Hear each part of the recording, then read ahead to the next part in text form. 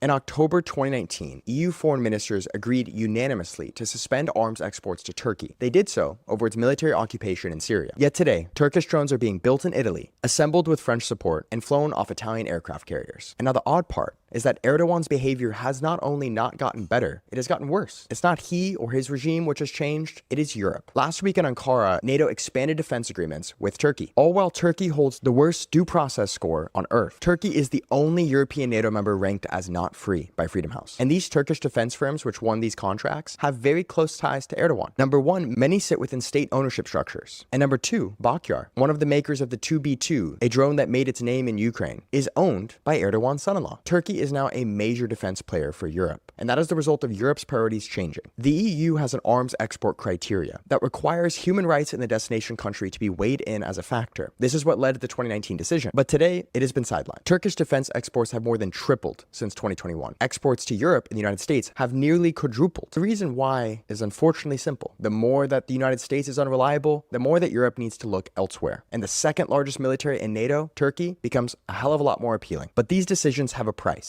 UN investigators found Ethiopian forces using Turkish drones in a strike that killed 60 civilians at a displacement camp. Human Rights Watch documented TB2 strikes in Burkina Faso's military, on markets, and at a funeral. Brussels hasn't announced a policy change or held some vote to come to this decision. The human rights criteria just stopped being applied. And so while all these new contracts were being signed in Ankara last week, Erdogan's rival watched from prison. And Europe, a power that talks about being a normative power, talks about rule of law, signed more contracts anyway.